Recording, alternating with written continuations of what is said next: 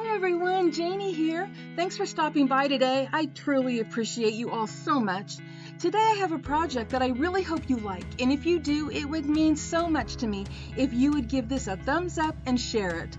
And also, I hope you consider subscribing if you haven't already, and if you do, I hope you click on that little bell next to the subscribe button so you don't miss out on any future videos. Thank you all so much, and now let's get started.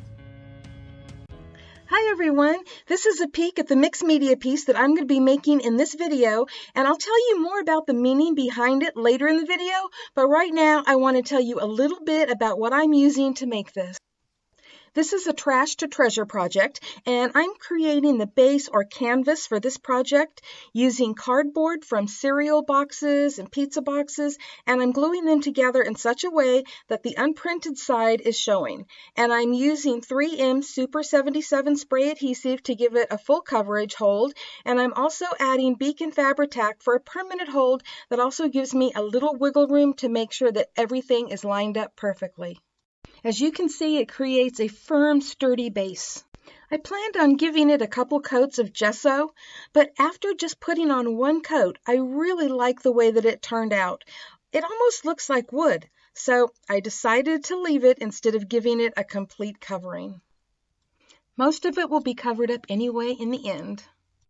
I fussy cut this city skyline from a leftover piece from Tailor Made Cards for You Passport to New York digital kit, and I thought it would be perfect to add to the bottom. I'll be using some more scraps from this kit later on. I'll put a link below in the description box.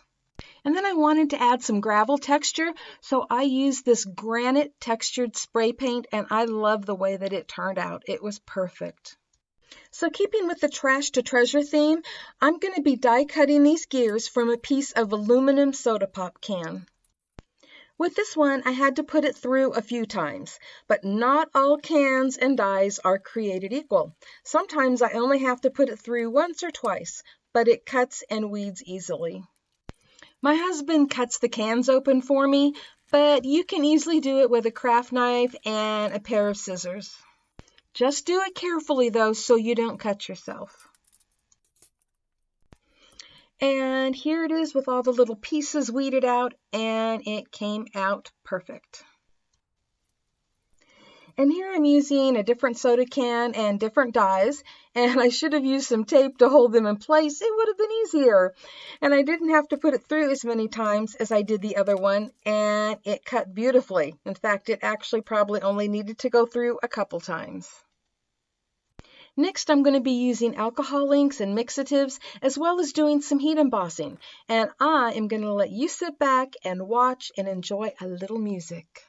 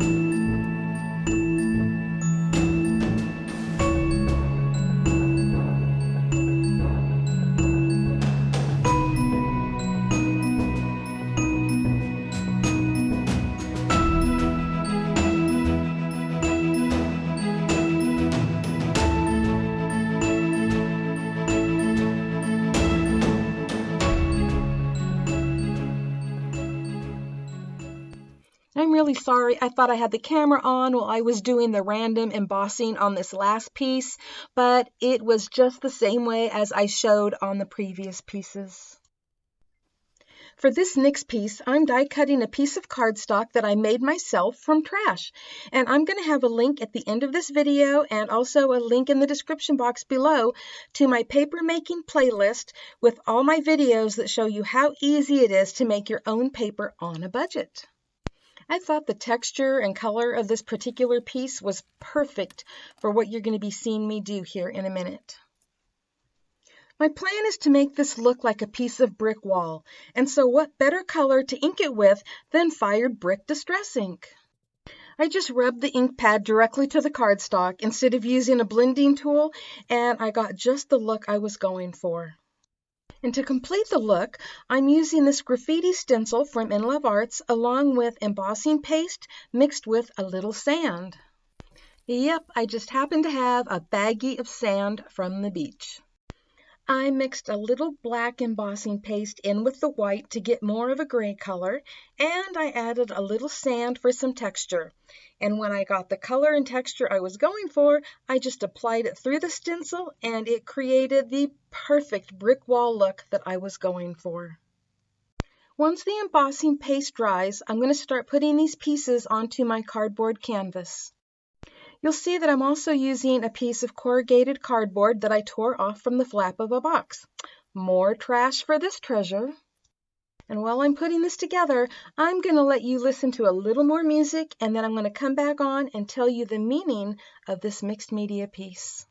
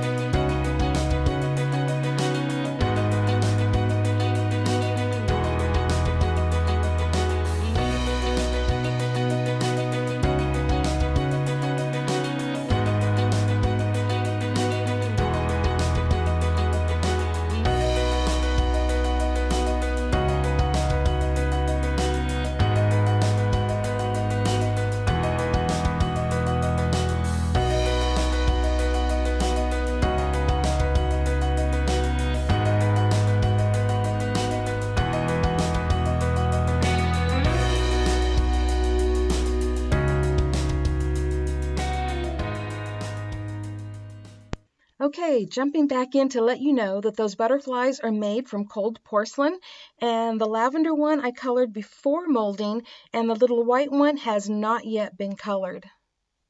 If you're not familiar with cold porcelain, I have a video that I will link below in the description box and also on the screen as this video is ending so that you can check it out.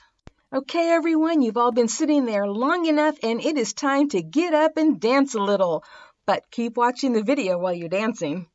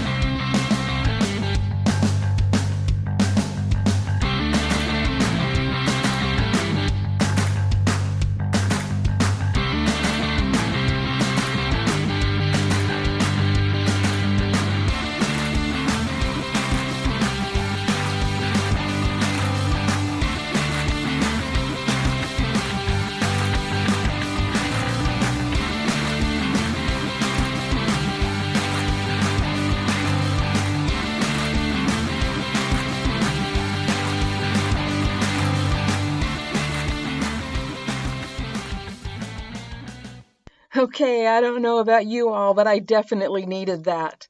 And now it's time for me to tell you about the meaning behind this piece. Not all big cities are polluted, but I didn't know how else to describe them.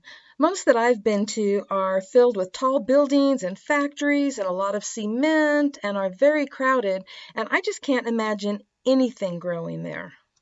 Keep in mind that I live in the wide open spaces of Montana where there are beautiful things growing everywhere I look. But this piece really isn't about the city. It is more of an analogy. And this mixed media piece can have several meanings or be interpreted in more than one way. For example, if you're in a big city or even a ghetto, you might see a flower growing up out of the crack of a sidewalk, or a beautiful butterfly might appear. And in our own lives, things might look like a disaster at that moment, but if we look carefully, we'll see that ray of sunshine or something worthwhile in the situation. Or another way to look at it is you might not be feeling good about yourself. You might be feeling like you aren't good enough. Well, take a really close look in that mirror because you are beautiful and you are good enough. I'm not done explaining this piece, but I wanted to pop in to tell you that that is pink hair that my daughter had got with these little clips to clip colored hair into her hair. And I salvaged that from the trash because I thought it would come in perfect someday for a craft project. And lo and behold, it is perfect today. Okay, and now I will continue my explanation. Beautiful things can be found in even the worst situations if you look hard enough, even if you can't imagine it at that moment. I guess what I'm trying to say is if you're feeling down or hopeless, just remember, even in the midst of a polluted city, beauty can still emerge. And beauty can emerge in your life if you give it a chance. And that is the story behind this mixed media piece. I'm actually really new to mixed media, but felt inspired to make something that was uplifting, and this is what came to me. And that is also why I decided to use a trash to treasure theme, because I thought how appropriate it is to show that something that is perceived as trash can turn into a treasure. I really enjoyed making this, and I hope that you enjoyed watching the process. and maybe it was a message that one of you might have needed to hear. Thank you all so much for stopping by, and happy crafting. Bye-bye. If you like this video, I hope you give it a thumbs up, and if you're not already subscribed, I hope you consider that too. And if you do, be sure to click the little bell next to the subscribe button so that you don't miss out on any upcoming videos or giveaways. And I hope you stop by Crafters Castle on Facebook and also Crafters Castle Challenge blog to enter your creations.